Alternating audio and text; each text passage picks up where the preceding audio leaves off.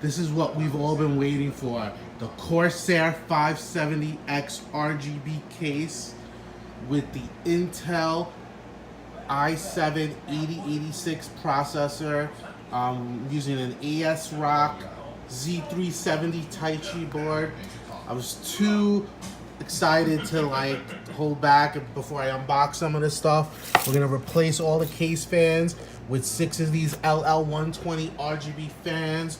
We're gonna throw in some NVMe hard drives, a mechanical hard drive. I got 2 internal SSDs there as well. We've got the Corsair H150i Pro liquid cooler for the CPU with the 360mm radiator, and we're gonna get this on. I don't know if I'm gonna be able to show too much of a build in progress video, but you will definitely see this when it's all put together, when it's all ready, and when it's in its RGB glory. All right, peace out for now, bros. This is the latest state of our build. We got just about everything in there except the video card. Got to do some tidying up of cables, some more cable management. Really waiting for the power supply before I move on, but all our fans are replaced. We replaced the included fans with the LL120 RGBs. We also put 2 on the top and 1 in the rear. Now we got to tidy up some of this, cable management. We got a 2 terabyte Western Digital Black Performance. Back here, we got 2 500 gig Crucial M500 SSDs. This is our lighting Node Pro for our RGB controller. We'll tidy up some of that wiring.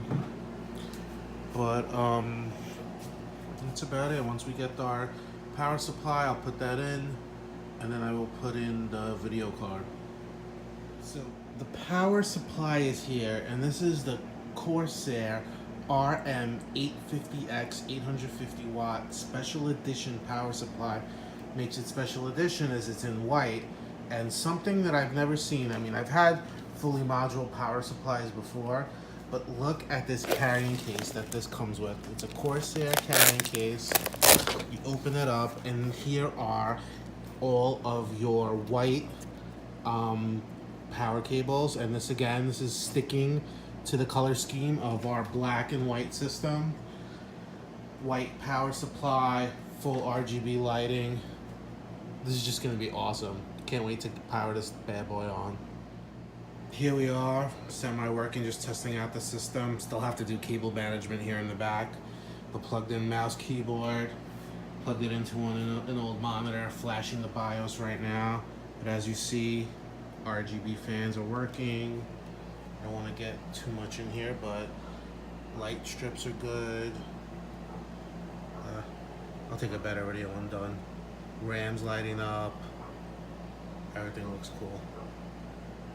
Alright, let's try this again. This time I flip the power switch on the PSU. We have our tower intact next to our 38-inch ultra-wide Acer 3840 by 1600.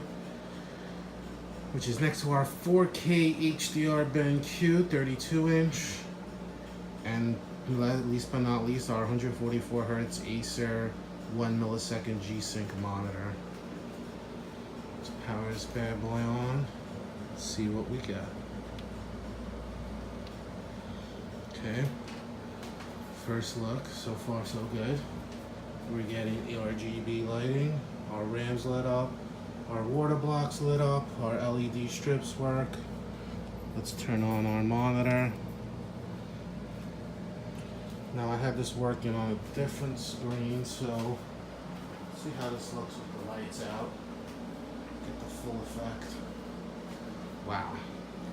It is stunning. I don't even think this video does it justice.